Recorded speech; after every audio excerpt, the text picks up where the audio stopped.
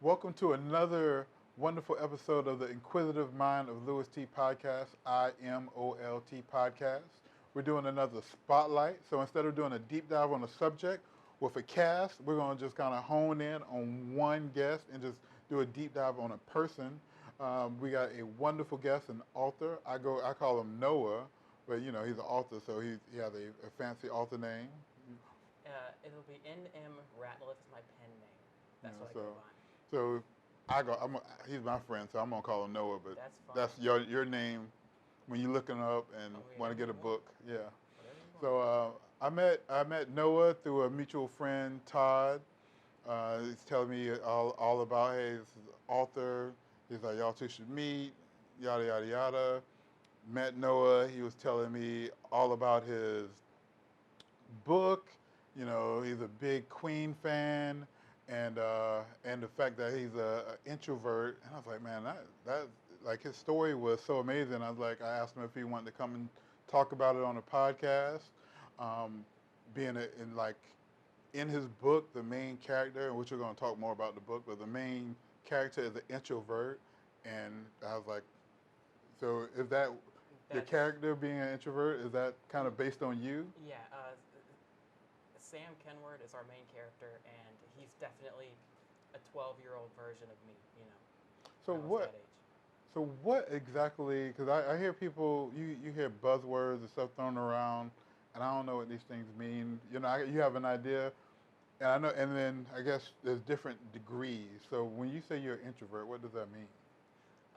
It means that I get an anxious feeling of doom whenever I approach most people, So, but all kidding aside,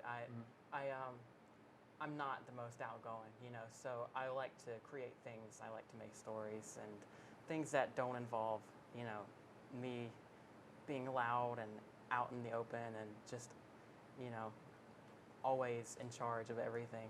So. Okay. So you want to be in charge, or you don't want to be in charge? I want to be in charge in my own path. Yeah. So does it make you more like a lone wolf? Yeah, I guess it does. I wrote the book in 2.5 months, and I did it all in my room, all just face to computer screen, complete darkness, and I just busted it out, 2.5 months, and it's 111,000 words. If there's any other authors watching that know like the general perspective on how much that is, it's not the Bible, but it's pretty decent. Okay. So when my last guest, and the link for that will probably be in the bio, he's also an author. Oh, really? He was telling me he's working on a novella, and I didn't know what that was at the time. Yeah. So, and I guess that's in between a novel and so yours, Yeah. what kind of, what? It is a young adult novel. So it's a full novel? Yeah, it is a full novel. It's basically the first in a trilogy. And it is just a massive story about the end of the world, and it can't do it all in one book. And each book has got a specifically different theme, but yeah, it's a pretty big undertaking. Okay. Yeah, hold on. I'm sorry about that. Maybe I should have had the water. So, and the book is The Queen's Gambit Accepted. The Queen's Gambit Accepted. It is based off of an opening in chess. I don't know if you play much chess. I grew up playing chess, and it's basically an opening where you offer a pawn for sacrifice. Yeah, and it can be accepted or declined. All right, and so is that because I know it's going to be part of a 3-book series. Yeah. So is that the over story of each, or is it just the first book? That's a very good question. Each book has a title that is a chess reference, but it's different. So the first book is The Queen's Gambit Accepted, and it's fitting because it is an opening. And the second book is called The Dark Square Bishop, and you know how bishops, they only move diagonally, so one will always by nature stay on its own color square. You know, it can never move outside of that. In the third book? So the title of the third book is Sham Sacrifice. So yeah, they're all very organized. They're all very symbolic. And as an author, there's nothing that I do by coincidence or accident. Everything is intentional. The name, the quote, the line, the word, everything is intentional. So I like to put in a bunch of little, snippets here and there that people can either take for face value at what it is, or they can look deeper and say, what is he thinking? And that's what I want. So like, I think in the movie world and like comics, we call those Easter eggs. Oh yeah, a ton of Easter eggs. Oh yeah. I have a brother. He's 3 years older than me. We constantly go out and eat pizza, at different places. And at one point in the book, me and my brother are in it. We in chapter 6, they go to a pizzeria. It's like a dirty pizza bar, or I should say a buffet. And there's no one there except two teenagers, and that was me and my brother. Okay. So all kinds of things like that. Awesome. I just can't resist. Yeah.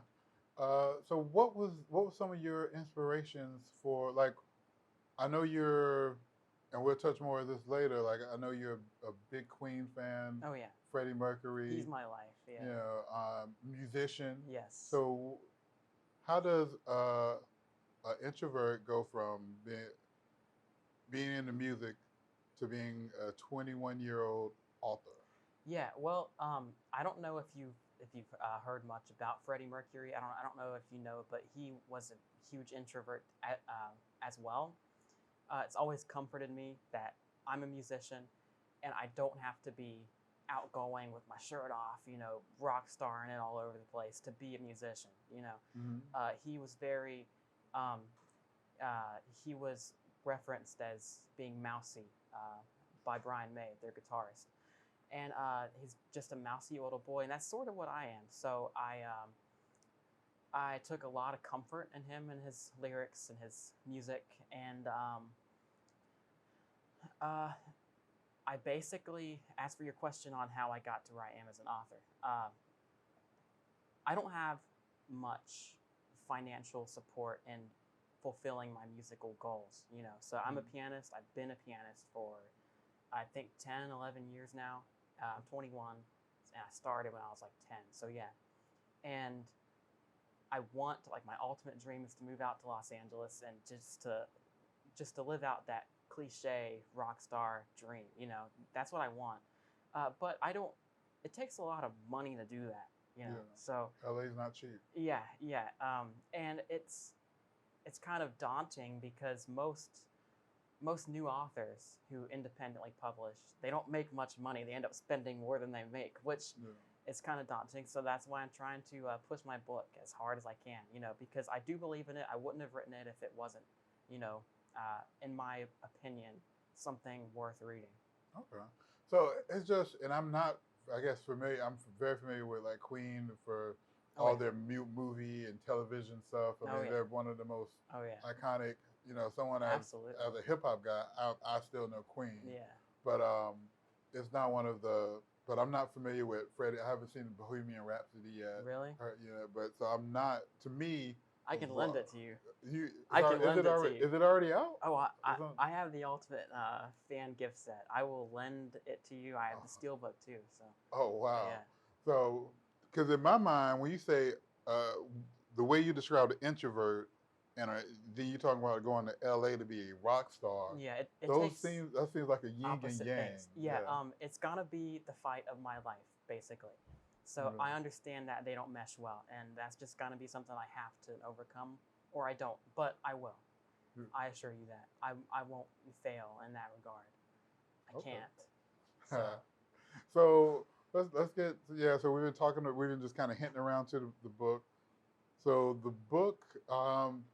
Do you have like a expected release date? Like, when will it be available? Okay, well, it's in quality control. So if you don't know what that is, I didn't know what it is before I went into the publishing process. It is basically where they check for final mistakes like For example, on the title of the book, my name was supposed to be Noah Ratliff, and that's not my pen name.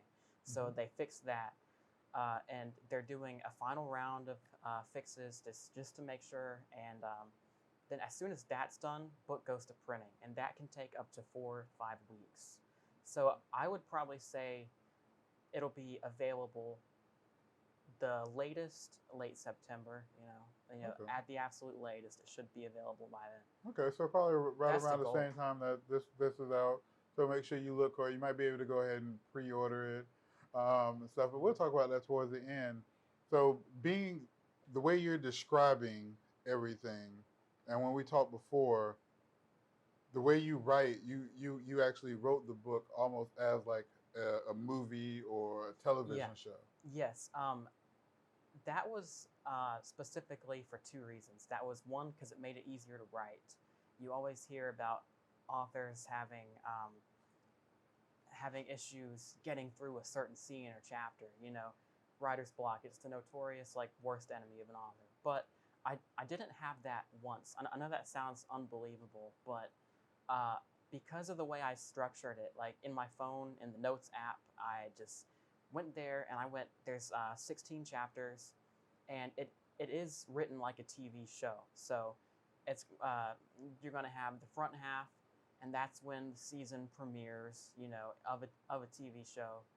Season premiere, 8 episodes, and then about a couple months of a break, and then the back half with the final 8 episodes. And I wrote out exactly what happens in each of the 8 chapters, and each one has to have its own arc, its own up and down, and what happens to keep it interesting. And each one does have, almost every chapter ends on a cliffhanger, just to keep you interested.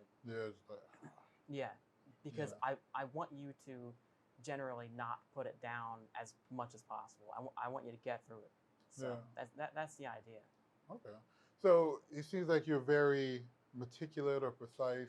Absolutely. But, with that, being that, it's the world of content, like if the books would you option off your books to be like a television show or movie? Oh, God, absolutely. That's also, I guess there's 3 reasons then, because that was also why I did it. I'm making myself very available to the public. I'm making business cards with my phone number on it. And I know that's not really a good idea, with my phone number and my email, but it's all to put myself out there just in case there's someone who could make it a TV show. I want that to be an option that is open. I am not strict with my creations. I will allow anything to happen. I want my story to be heard or seen by as many people as possible. That's the idea. So I know a lot of stuff that's in the book from talking to you, right? And some we can get into later. I talked your ear off. I'm sorry for that. Nah, it's fine. And so, if you as an author and a creator, it's almost like your baby. Like I've created various things. Some of them I'm more attached to than others. And in Hollywood has a tend to Hollywood people's creations. Yeah. Would you be okay with that? Like how involved with that process would you want to be in to be comfortable if someone did adapt your book? Honestly, I would be okay with anything. I'm okay with anything. I would have hypothetically one stipulation, and that would be I want to be a part of it. I want to at least be given the opportunity to be on the set, there, at least to have my input heard. But other than that, no, I would let anyone take a shot at it, So that's surprising because some of the stuff, there's like a lot of certain things when you're talking about in the book that you're very passionate about. Oh, yeah. So I would think if someone like remove that or change some of those things, that would be. I would fight for certain, I would want the main story, to stay as close to the original, as it can. So what's the story? So tell us about the Queen's Gambit Accepted. Yeah. Okay, so the Queen's Gambit Accepted is a story about the ultimate struggle between light and darkness. good versus evil, the moral capacity of that which should by all means be the most evil thing, evil being in existence in the known world, which is a demon, hypothetically or theoretically. Uh, but it's all disguised by the simpler story of two young hearts who find each other and they find their own way in the world together. So it's got huge themes that are overarching, but it's seen through the lens of a friendship story, a story of love, a story of learning. They're only 12, so it's not a love story, but they have some kind of feeling of I want this person in my life. So they're And when you say they like who, the one character based kind of loosely on you, the on 12 of you. Yeah, it is Sam and Elise. Those are the two main characters. So we haven't really talked about Elise. Yeah. What was the inspiration for Elise? Elise is, she's my baby. I love Sam, but like I've commissioned like 6 pieces of art just for the story, and every time I say you can make Sam whatever you want, but Elise, and I give them a list with like 23 different things they have to make right with her. I don't know why I'm like that. It's just because I have a certain vision of how I see her, how I envision her, every movement, every word. Sam is just me, So I don't think I'm that valuable, because I've lived my own life. I've seen what I've seen. But Elise is really the catalyst of all the events in the book, So she and Sam's reactions to her is usually what, spurns all the crap that happens in the book to happen. So Elise is, she is a year older than Sam, a little older. She is just as tall. I know this is kind of unimportant details, but she's the big thing that you got to know, and you don't find out until chapter 6. I don't want to spoil much, but I do want people to know this. It's on the back of the book. She comes with a quote unquote demonic price. That is what the back of my book says. And it says it's not a question of if Sam is willing to pay it, it's whether or not he can. So that's really the question. She is a demon, and in the lore of my world, in the story, demons are the scariest thing in the world, and that is not some gargoyle-looking creature. It's another human. Like another human possesses the capabilities of being terrifying, and I want to expand on that you can't tell the difference between a demon and a human at first glance. You have to know that they are, like to their roots, to their core. So it's really just to show that, nothing is inherent one way. Yeah. Nothing is good it's or like, evil. It's not a black. Inherently. It's not black or Black or white. white. There's a lot of shades of gray. All gray. Yeah. Where all gray. where most people will be like, well, a demon is definitely. That's definitely black. That's definitely something evil over there. Yeah. So it's not like that at all. But that's what Sam thinks. Like in one of the chapters, when Elise's mom, her name is Irene, she is basically trying to wrap Sam's mind around the whole demon world, because he's been plunged into it, no doubt. And he says, but Elise can't be a demon. She's so sweet, she's so sweet and she's pretty, and aren't demons like horrible looking creatures, and it's really just part of the book is dispelling that mindset. You've got to get past that. And that could be almost metaphors for so many different things. Like that book or just that statement could be a young white girl growing up in the South in the earlier days with a person of color. Yeah. And they say, because people have those same misconceptions. Well, black people are this. Yeah. Absolutely. And you need to get to the core of that person and completely ignore what's on their outside. That is irrelevant. What matters is who they are in their heart. No one is born a certain way, and that's really there's tons of spins you could put on that theme for sure. Yeah, that's great. And so I know a lot of a lot of the characters in the book are inspired by people in your life. You're Yeah. saying like another character that was in the book was inspired by a couple of your teachers. Yes, yeah, that is true. His name's Mr. Atkins. I didn't have a teacher that was named that, but I had a teacher who's named Mr. Ford, and he was a substitute teacher. He was a great guy. Uh, Basically, in the book, when we meet him, Sam likes to draw paper games. That's what he refers to them as. They're basically sketches in his notebook where he writes S for start and then like a little adventure that you gotta like hit switches and all that kind of thing, to get to the E, which is end. And Mr. Atkins comes up in class while he's doing that, and asks him, "What you doing?" Like he's interested in what he's doing. And Sam reacts very positively to that because he talks about how his parents aren't interested in what he's doing. So he appreciates that some substitute teacher who has gone through a trauma, which I told you about that, but is can bear to be interested in just the little things fourth grader would say or fifth grader would say. Okay. So then the book comes out. Then what's next after? What are the plans after the book? Plans after the book is Like you got like some book signings and yeah, I do have a couple book signings that I want to do. I have one guaranteed that I'm doing at Barnes & Noble. Excuse me, at Barnes & Noble. So I want as many people to come to that as possible. I'm doing business cards promoting the signing and just promoting me in general. So I'm definitely doing a signing. I'm doing a second book. I'm gonna start the Dark Square Bishop, but that's a little further off. I want to market this one, give it a fair shot first.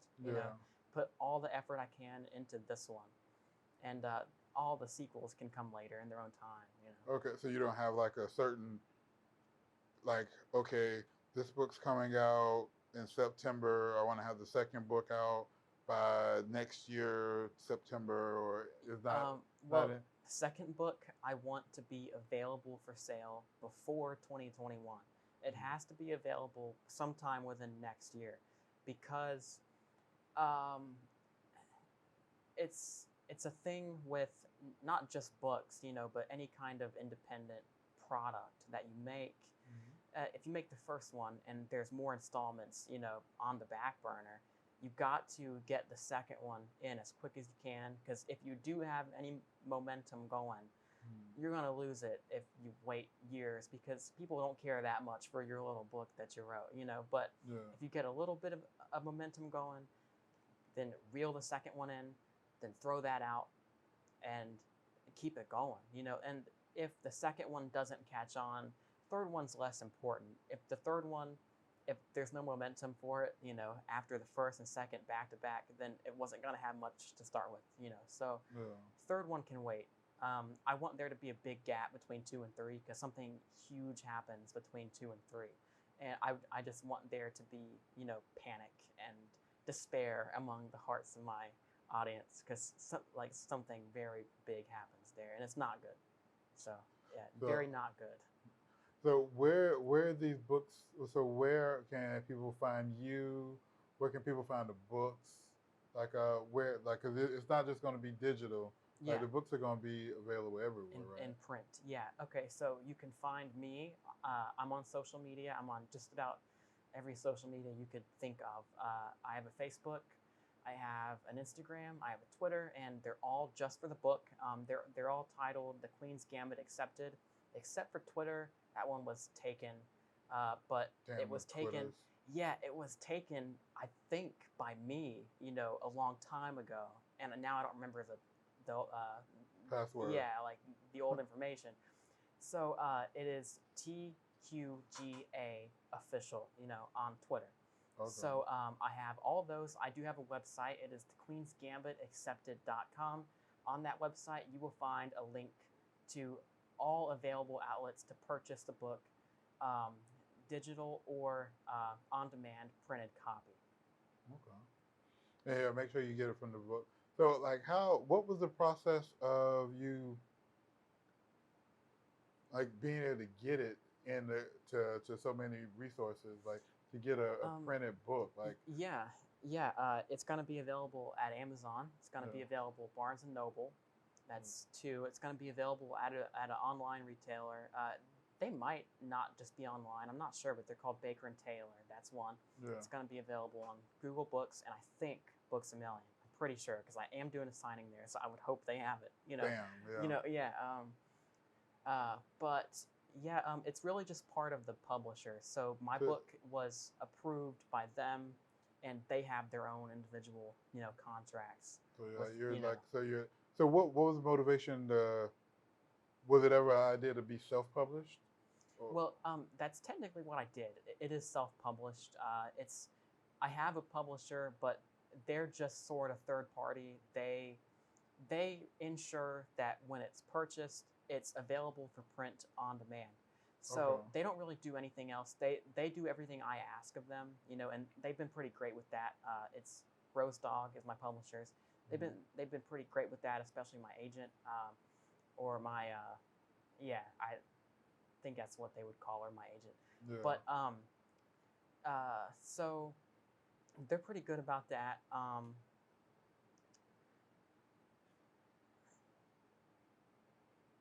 don't remember what the question was. I don't remember what you were asking. Dude, we're just talking about you becoming like a published, a published author and getting your stuff published, and then just that whole process.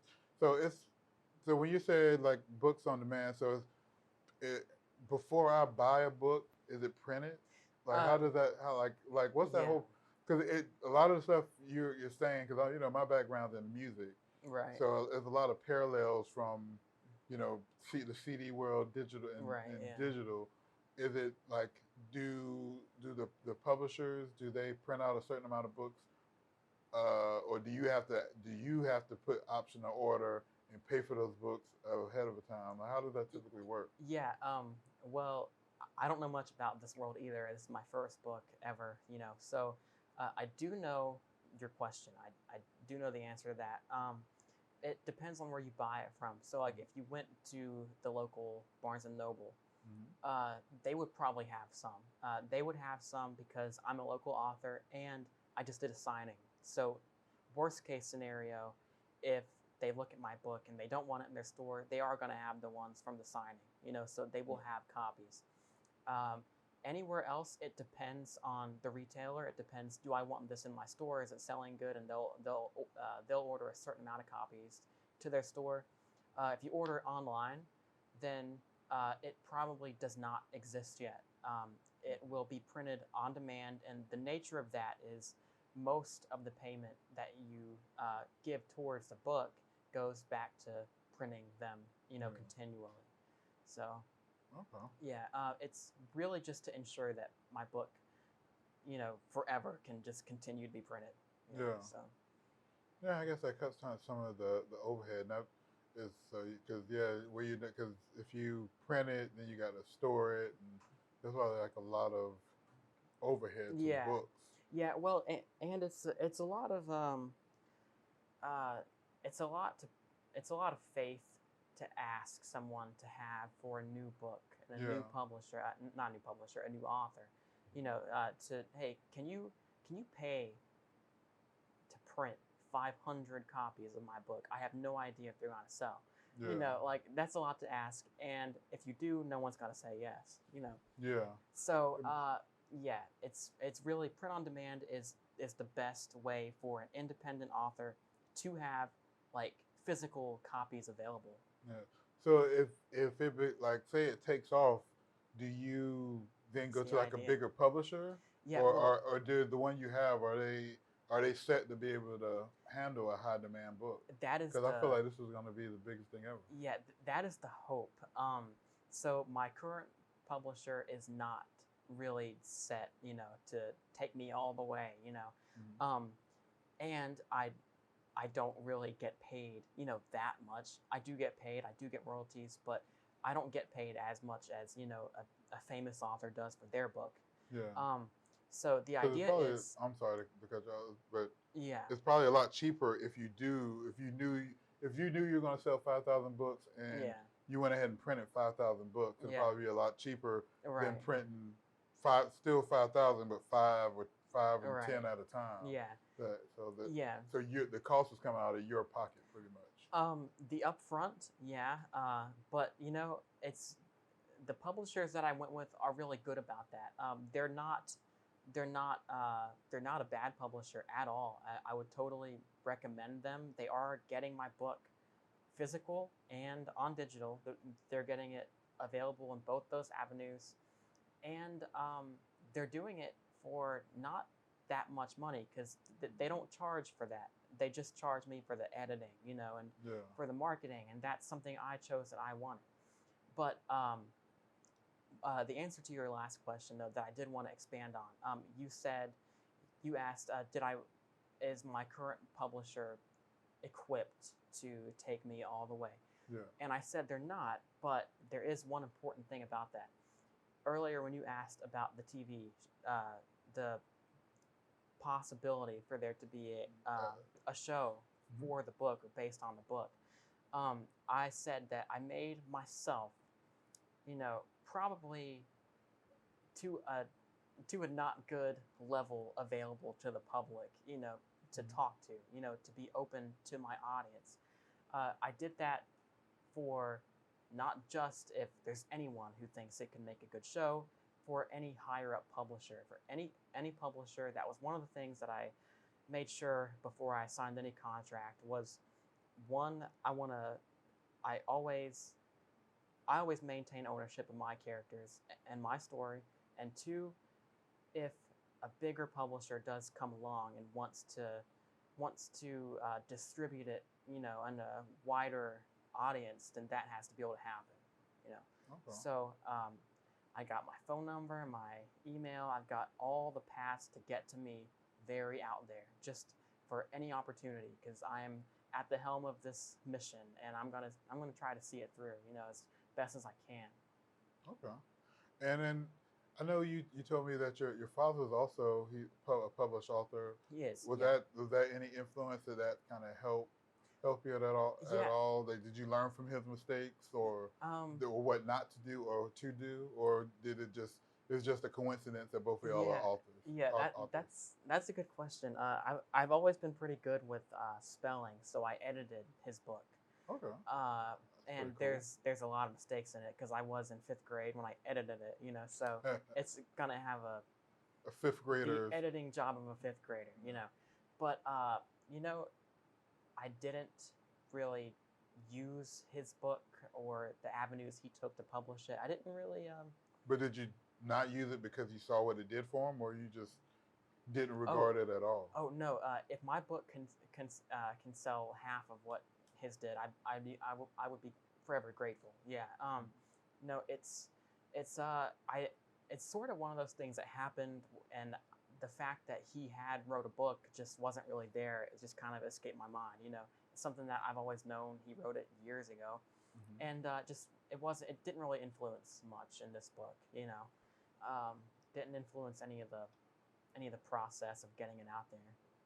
Anything that we haven't covered that you want to talk about, as far as the book, as far as the music, or just anything about yourself that you feel like I did a crappy job and not talk about? Oh no, you did a great job. I probably am the one of the two of us that would do a crappy job. I haven't been in front of a camera in a while, but one thing that I do want to say to the audience, to anyone watching, is the big draw to this book is it's not just a thriller book about demons. It's actually, I think I mentioned this to you the other day. The big draw to this, you don't find out until about chapter 8, but that's the big chapter where all the, you know, beans are spilled. The mid-season climax. The mid-season finale. Absolutely. I wrote it to be like that. The chapter 8 is called Skeletons in the Closet, and that's basically where Sam learns about his past. And this is where I introduce a new genre of creature, a new genre of being. Not a vampire. There's vampires. There's werewolves. There's all kinds of things, you know, in modern lore, you know. Oh my. But I don't want to write a book about something that already exists, you know, like a vampire. That's one, it happens way too much. And there's a lot of vampire stories and books that I love, but that's not what I want to do. So I created something new, and it's called a Septuagint, and that is the most important thing anyone could get from me today. And it is. Say that again. It's called a Septuagint. Spell you know, SEPLIGENT. Okay. Septuagint. And it is basically, it is a weaker demon created at the start of time, a little after the start of time, to feed normal demons. Because in the lore of my story, demons feed off of humans. They need human blood to survive, you know. But this started to be a problem because there's a lot of demons who are generally, they have powers over humans. They can control them, they can persuade them of things, and that's kind of not fair, you know. So a third kind of existence was created called a Septuagint, and they are artificial demons. So they have to be born a human, and then there is a ritual that takes place on the newborn. I know that sounds dark, but Chapter 8 is the explanation of how a Septuagint is created is the darkest the book gets. Well, probably Chapter 16, probably the finale. I told you, that's pretty dark. It gets pretty intense, but basically, a converter is you know what sentient is. You know, like a dog is not sentient, but we as humans are sentient. There's a non-sentient kind of demon called a converter that comes in mid-ritual, and it does not know what's happening. It does not know that you started the ritual. It just knows that there's a newborn that's wanting to change over. So it comes in, it kills the newborn, it bleeds to death, and it breathes the breath of death into the newborn. You know, so like in the Bible, there's, you know, you hear about the God breathed into us the breath of life, you know, and that gave our bodies, which were, you know, just earthly materials, life, you know. But this is the very opposite. So it breathes the breath of death into us, into the newborn, and it becomes something different. It's still human, but it's a demon. It's called a Septuagint, and it basically mass produces the human blood. So a demon could feed on a regular human, and he'll probably be dead in like 5 minutes, you know, because he's bleeding out, and it's a very intense process. But a demon could feed on a Septuagint for life, and the Septuagint will always regenerate. It will always heal itself, and it will never die from that. It will always, that's what it was born to do, is to feed a demon, you know. So there's a lot of intricacies to it, but it's all explained, and there's a lot of twists on it. Things get very intense, and I want you all to read it. Very intense. Yeah. Chapter 16. That's why I said, that chapter is dark. It gets heavy there. I would definitely see Hollywood changing that ending. Yeah.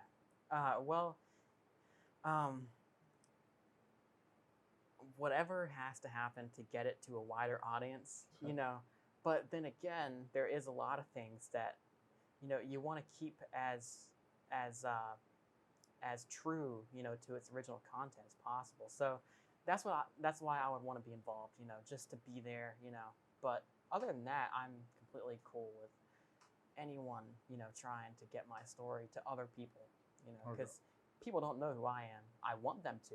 Yeah. I want to know you. I want to know everyone out there, you know. But they don't, you know. So if there's anyone who can like reach their hand out to me and give me that extra step, you know, then I would gladly work with someone on the story, you know.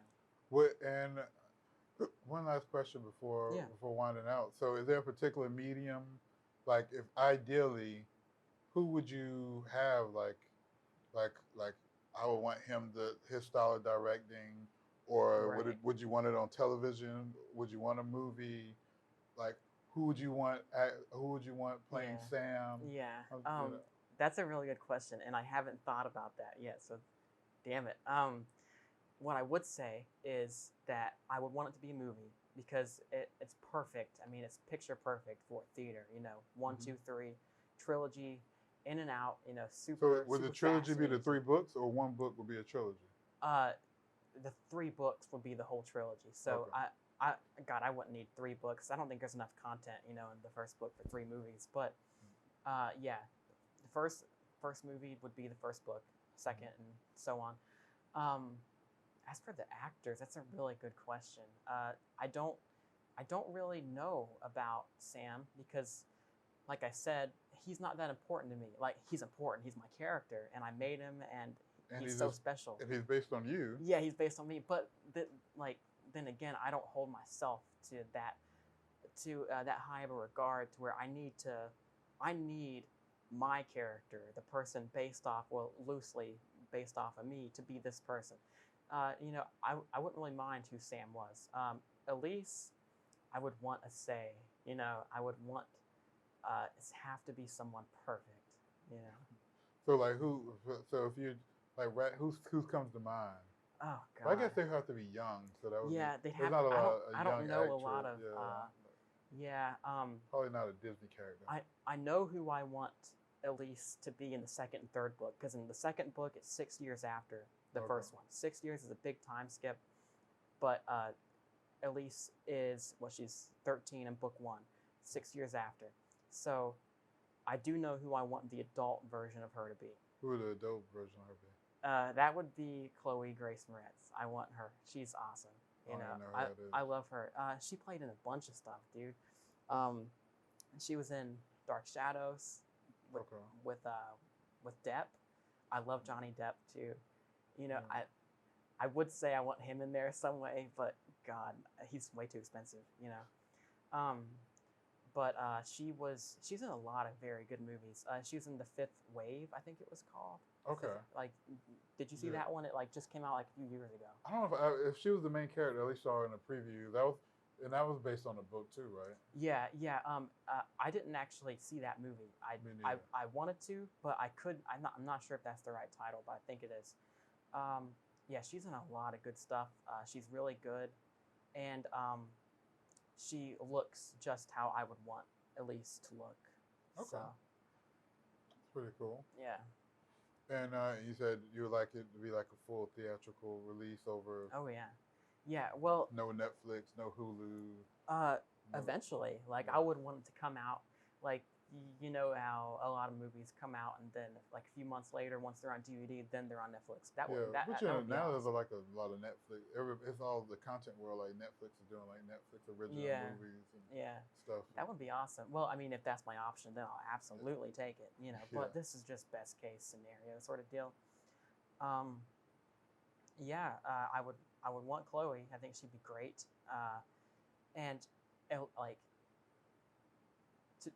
To me, Elise is so important, because of what she is. Sam is what he is. He is. What about created without saying too much about him? Who would you want Elise's father to put? What kind of actor do you see playing Elise's father? Yeah, Elise's father is gonna be the main antagonist. So she's a demon. So that had to be created somehow. She's the first natural half demon, half human, morph that there's been in thousands of years. Mm-hmm. Which is different than a artificial is what Sam is. That's something that can be done with anyone, anytime. Yeah. And Elise she's the first of her kind. She's a natural mix between the two. They're both a mix. They're just artificial and natural. Yeah. So her father, his name's Julius. He is the great demon who was with a human woman, a mortal woman. Yeah, Irene. And they created Elise. Yeah, and Julius is he's, if I could just describe in one word, he's a bastard. He's just a bastard. He's the first half of the book focuses on character development. Sam is weird and awkward, introverted. He meets this girl who is just like him. Mm-hmm. And he tries to poke and prod at her, why are you like this? Will you talk to me? And she doesn't at first, but she opens up eventually. She lets him know, hey, I'm a demon. Then he's like, psh, no. And then she's like, watch me control this clerk at this gas station. Or no, it's not a gas station, it's a convenience store. And she she picks up a piece of watermelon gum, and she says, just straight face, looks to Clark in the eyes and says, "This is mine," and just looks at her. And Sam describes sort of how the clerk was just instantly different, than what she was. Her demeanor, everything gone. She's not there anymore. She's just a husk looking into a demon's eyes who's controlling her because she's a human and she can't, and that's a very important plot point. Actually, that's probably the most important plot point of the book. They go to Boise. It takes place in Idaho, in a suburb of Boise. And they do go to Boise, the actual city, once or twice in the book. And they stay at a hotel, courtesy of Elise's powers. This is my room. I want a room. You're going to give it to me, and that's absolutely what happens. And they give it to her, no qualms about it. And the biggest plot point is the fact that Sam is immune to that, because he is half demon. But I don't want to say too much, but that's very big. Pay attention to Elise's powers, because she is the most important character. Everything I do with her is intentional. Very, very important content to pay attention to there. Okay. All right. Well, I mean, I can't wait till the book comes out. Like, the supernatural, it seems very, very intense. So, I mean, definitely thank you for coming out to Inquisitive Mind of the Louis Tee. Thank you for having me. One more time, just tell the camera, tell them like where they can find the book, where they can find you, and everything. Yeah. So my name is NM Ratliff. You can find me on Facebook, Instagram, Twitter, all the Queen's Gambit accepted. And I do have a website. It's called thequeensgambitaccepted.com. It's a lot to type. It's a lot to put on the business card. The Queen's Gambit Accepted ×4. It's a lot of stuff. We'll have links. We'll have the links to the website. Absolutely. If the book, if we have like there's any pre-orders or anything for the book, we'll have the links in the description. Absolutely. So speaking of that, you can find me on IMoLTPodcast on YouTube. All the Queen Gambit fans, make sure you hit subscribe. You can also find me on Instagram, same IMoLTPodcast on Instagram. Inquisitive Mind of Louis Tee on Facebook. And thank y'all for tuning into another episode.